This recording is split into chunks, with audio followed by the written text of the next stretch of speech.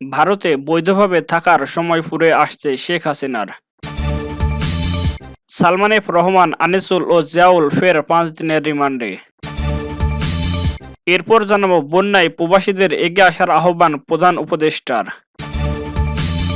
সর্বশেষ দেখবেন কাঠগড়ায় দাঁড়িয়ে আদালতকে যা বললেন বিচারপতি মানিক। এতক্ষণ শুনলেন সংবাদ শিরোনাম, এবার দেখবেন বিস্তারিত।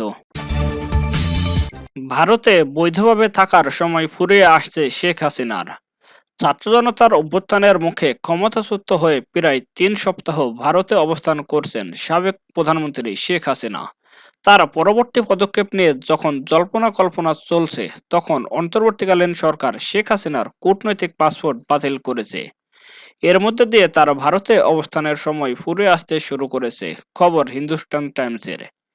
শেখ হাসিনা তার উপদেষ্টাগণ, মন্ত্রিসভার সাবেক সদস্য ও তাদের সহধর্মিণী সহ সকল সদস্যদের কূটনৈতিক পাসপোর্ট অবিলম্বে বাতিল করা হবে বলে জানিয়েছেন স্বরাষ্ট্র মন্ত্রণালয়ের সুরক্ষা সেবা বিভাগ। কমপক্ষে 2টি তদন্তকারী সংস্থার ছাড়পত্রের পরেই সাধারণ পাসপোর্ট জারি করার সম্ভাবনা রয়েছে এসব ব্যক্তিদের।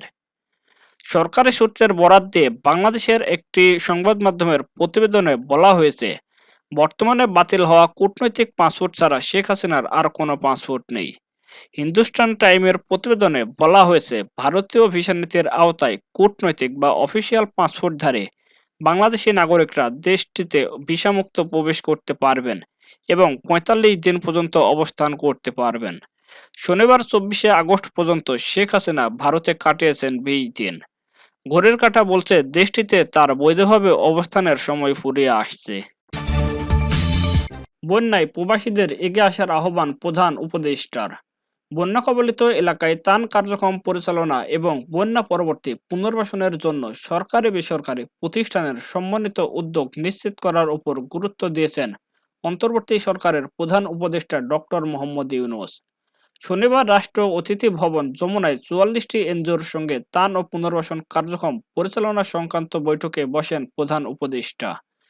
এই সময় তিনি বলেন, বন্যার্ত মানুষদের সহযোগিতায় ছাত্র জনতা এবং সাধারণ মানুষ যেভাবে এগিয়ে এসেছে তা অভিভূত করার মতো।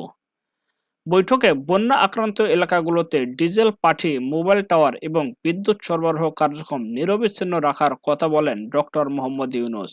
বৈঠকে জানানো হয়, বন্যা পরবর্তী পুনর্বাসন কাজের জন্য বৈদেশিক সাহায্য নেওয়া হবে।